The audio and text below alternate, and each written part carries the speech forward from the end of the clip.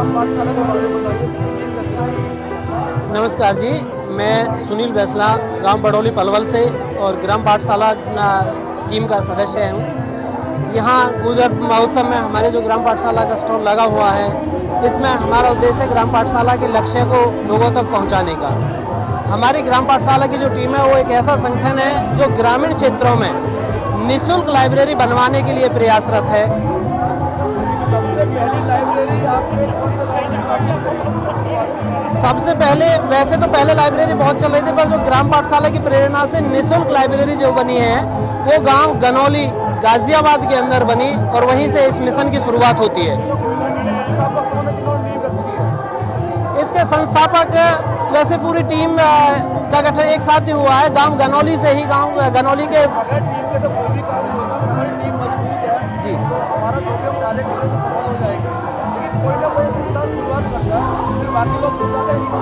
हाँ, इस टीम की जो शुरुआत हुई है वो गांव गनौली से हुई थी।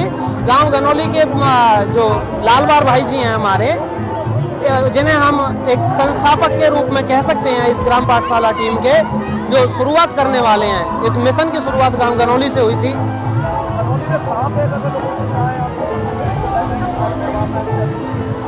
ग्राम पंचायत में जो पहली लाइब्रेरी जो बनी है, निःशुल्क लाइब्रेरी जो बनी है, वो गांव गनौली के अंदर गांव की एक पंचायत थी, उसको रिनोवेट करके लाइब्रेरी का रूप दिया गया और वहीं से फिर शुरुआत होती है।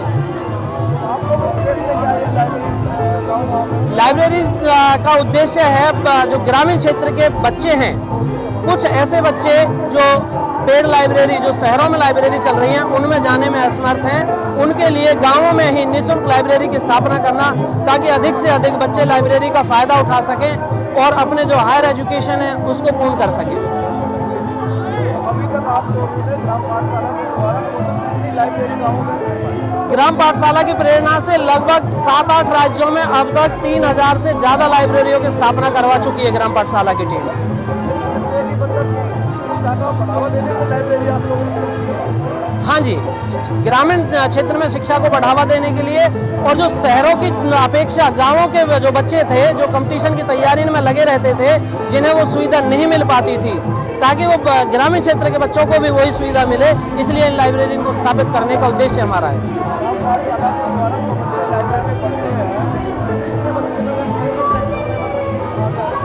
जिन जिन गांवों में अब तक लाइब्रेरी बनी है उन गांवों में बेहतर परिणाम आए हैं। उन बच्चों में जो वहां तैयारी कर रहे थे नौकरियों के लिए, एक जबरदस्त बदलाव देखने को मिला है। नौकरियों के मामले में अगर बात की जाए, लाइब्रेरी से पहले और लाइब्रेरी के बाद की जो स्थिति है उसमें बहुत बड़ा परिवर्तन है। जी हाँ, लगभग इस टीम के सदस्य लगभग सारे ही नौकरी पेशे वाले युवक हैं और जैसे ही उन्हें एक रविवार की छुट्टी मिलती है वो इस लाइब्रेरी के लिए जनजागरण करने के लिए अलग अलग गांवों में निकल पड़ते हैं।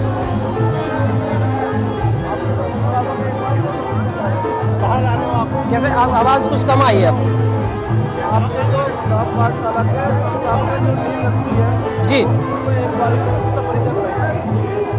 ग्राम पाठशाला के संस्थापक माननीय लाल बहादुर जी हैं, जो मानवाधिकार आयोग में डीएसपी के पद पर कार्यरत हैं और हमारे पास उपस्थित है। नहीं, फिलहाल ऑन ड्यूटी चल रहे हैं। मानवाधिकार आयोग में डिप्टी एसपी के पद पर कार्यरत है जी।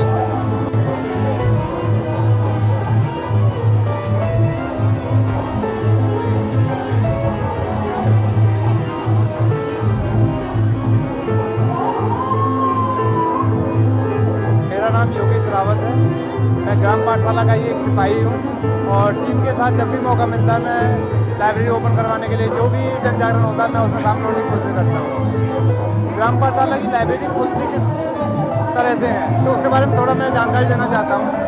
ग्राम पाठशाला जो काम करती है वो गाँव के लोगों के द्वारा गाँव में ही गाँव के बच्चों के लिए गाँव के पैसे से ही लाइब्रेरी ओपन की जाती है। वो लाइब्रेरी के लिए बिल्डिंग कैसे बनाई जाती है, तो उसमें बिल्डिंग की जगह गांव की सरकारी जगह जैसे चौपाल है, ग्राम सचिवालय है, उसको यूटिलाइज में दिया जाता है और उसके बाद फर्नीचर का खर्चा गांव के लोगों से चंदा इकट्ठा करके किया जाता है। जिससे क्या है कि उसका सभी लोगों की भागीदारी भी उसमें शामिल हो जाती है। इसी तर्ज पे अब तक देश के 8 राज्यों में 3000 से ज़्यादा लाइब्रेरी ग्राम पाठशाला की टीम खुलवा चुकी है।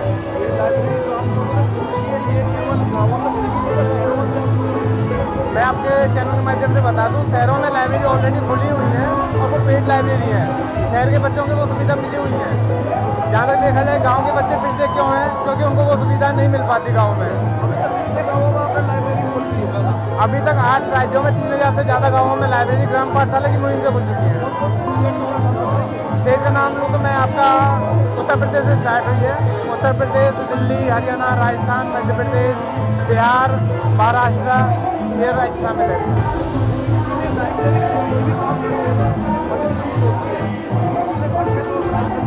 मैं आपको बता दूं, इस टीम के सारे मेंबर जितने भी हैं, कोई नौकरी पेशा लोग हैं, कुछ सरकारी हैं, कुछ गैर सरकारी हैं, और वो अपने छुट्टी वाले दिन निकल पड़ते हैं घर से समाज सेवा के लिए।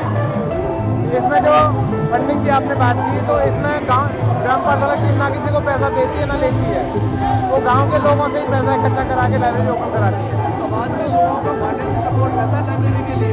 बिल्कुल, आपको मैं बता दूं, जैसे लाइब्रेरी ओपन करने के लिए जनजागरण के लिए हम जाते हैं, तो लोग उसी टाइम पे चंदा इकट्ठा करना शुरू कर देते हैं गांव की लाइब्रेरी के लिए।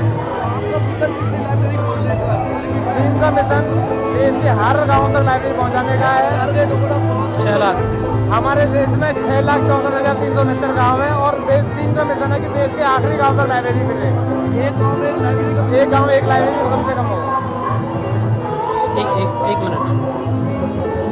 हमारी जो ग्राम पाठशाला की टीम है उत्तर प्रदेश से चलकर दिल्ली, हरियाणा, मध्य प्रदेश, राजस्थान तक पहुंची है, और इसी कड़ी में मध्य प्रदेश के ग्वालियर डिस्ट्रिक्ट से हमारे 20 ग्राम पाठशाला की एक सिपाही हरेंद्र गुर्जर जी हैं, जो वहां एक नई टीम के साथ वहां काम कर रहे हैं। भाई हरेंद्र गुर्जर जी और अधिक अपने वहां की लाइब्रेरी के बारे में जानकारी देंगे। हरेंद्र गुर्जर जी, सबसे पहले अपना परिचय। मैं हरेंद्र सिंह गुर्जर, संचालक समर्पण अकेडमी ग्वालियर। मैं ग्वालियर में एक कोचिंग चलाता हूँ जो कंपटीशन के बच्चों को जो है गाइड करती है। ग्राम पाठशाला में आपको कैसे जुड़े हो?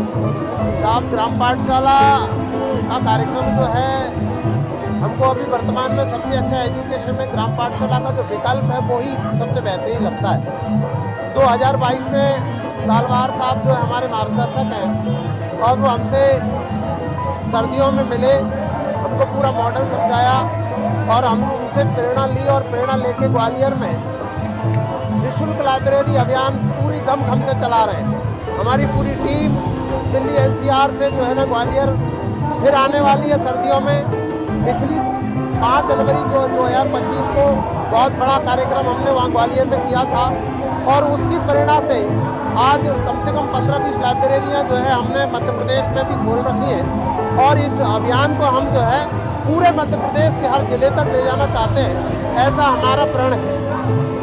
मैं आपको ये बताना चाहता हूँ कि जो ग्वालियर में लाइब्रेरी है, उसमें लाइब्रेरी के साथ साथ हॉस्टल भी बना रखा है हमने, और वहाँ से निःशुल्क बच्चे पढ़ते हैं, निःशुल्क दौड़ते हैं, निःशुल्क क्लासेस उपलब्ध कराई जाती है, और वहाँ से बहुत सारे बच्चे 55 बच्चे पिछली साल आर्मी में पास हुए थे।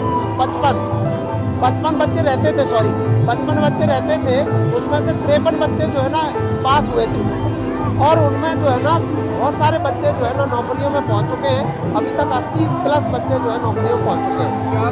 हमारे क्षेत्र में मध्य प्रदेश में जो लाइब्रेरी का जो विकल्प निकला है ना स्कूल और कॉलेज के बीच का, इससे अच्छा विकल्प जो है ना ग्रामीण क्षेत्र के लिए हो नहीं सकता। हमारे क्षेत्र में बड़ा उत्साह लाइब्रेरी में देखने के लिए मिलता है, कम पैसा लगता है। हम लोग जो है ना निःशुल्क, जैसे अखिल पार्टी सर है और भी हमारे शिक्षक जुड़ गए, वहाँ निःशुल्क जो है हमको कोर्स मिल जाता है, किताबें निःशुल्क मिल जाती हैं, और समय समय पर गाइडेंस प्रोग्राम हम लोग रख रहे हैं। वहाँ अधिकारी आते हैं, डिप्टी कमांडेंट हमारे लोग आते हैं, राजवीर सर हो, देवेंद्र साहब हो। ग्वालियर में हमारी पूरी टीम जो है काम कर रही है। बहुत लोग जो है वहाँ जो है इस मुहिम में जुड़े हुए हैं पूरे भारत में। आप जैसे बता रहे थे भैया, मैंने देखा कि अंडमान निकोबार द्वीप में भी एक लाइब्रेरी खुली है। हाँ जी, महाराष्ट्र में भी जो है ना लाइब्रेरी खुली है। तो आप बताएंगे कि निःशुल्क लाइब्रेरी का जो अभियान है वो बहुत बढ़ चढ़ कर जो है वर्तमान में जो है लोगों और ग्रामीण परिवेश के लिए तो बहुत शानदार विकल्प है। इससे अच्छा विकल्प नहीं हो सकता। तो मैं तो यही कहना चाहूँगा कि बच्चे जो है कम फीस में ऑनलाइन पढ़ सकते हैं, आराम से घर रह सकते हैं, लाइब्रेरी में बैठ के अगर विदेशी शिक्षा भी लेना चाहते हो तो विदेशी शिक्षा भी आप जो है ना मोबाइल के माध्यम से लाइब्रेरी में बैठ के किसी भी यूनिवर्सिटी की, किसी भी कॉलेज की ले सकते हैं। शहरों में तो लोग संपन्न है, अपने बच्चों को खेल लाइब्रेरी या और तरीके से उनको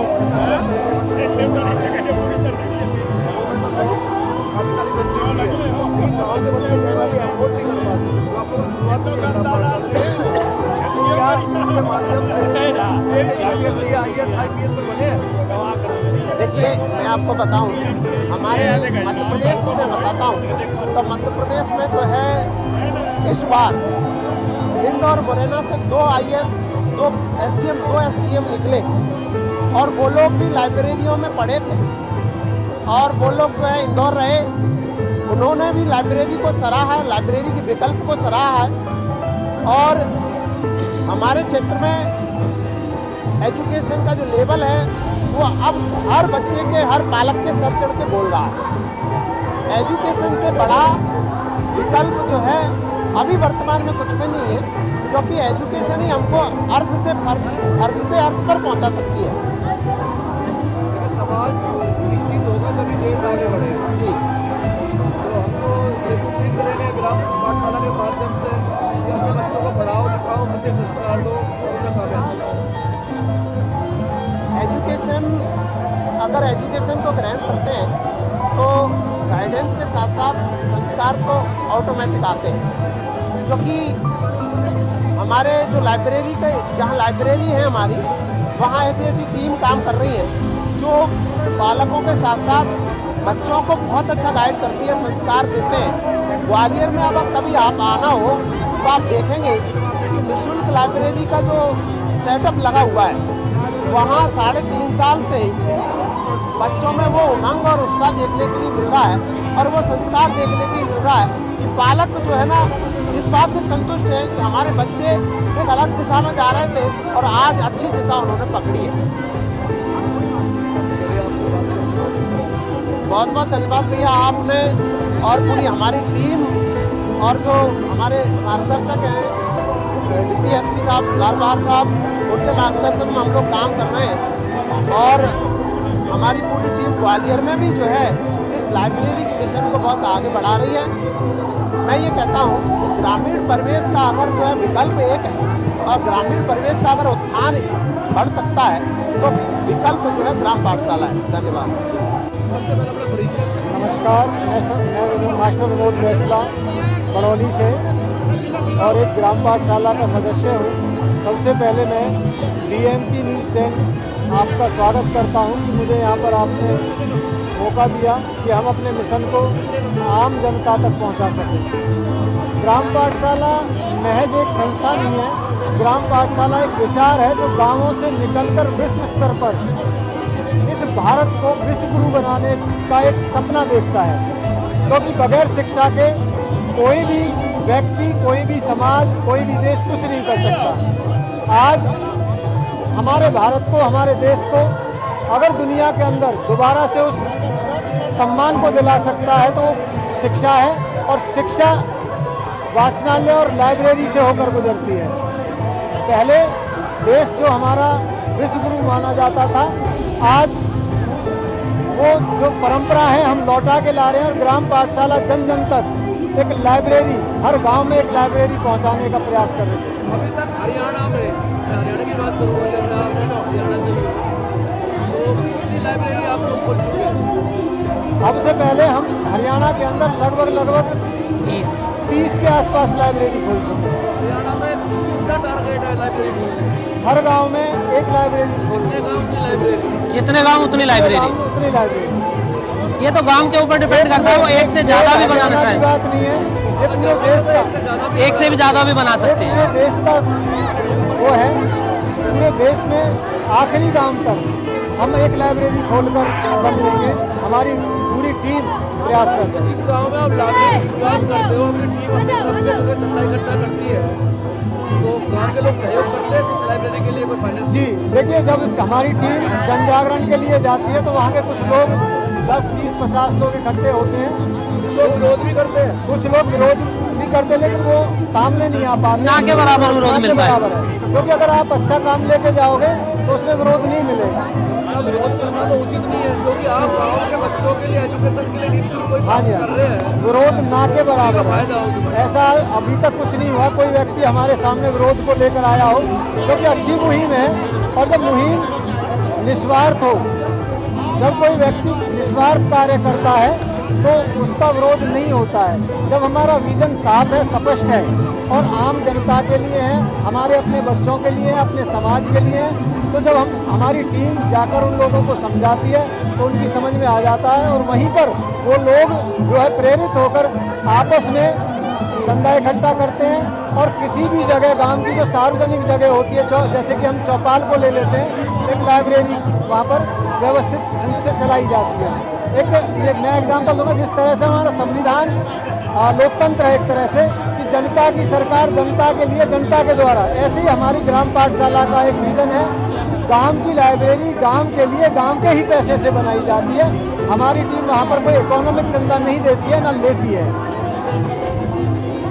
ग्राम पाठशाला अगर बोले लाइब्रेरी के माध्यम से एजुकेशन को बढ़ावा देना, यानी कि एक अच्छी सोच की शुरुआत, बच्चों का एजुकेशन के माध्यम से आगे बढ़ने का मौका मतलब आप लोग दे रहे हैं, हम लोग भी बहुत बड़ी बात।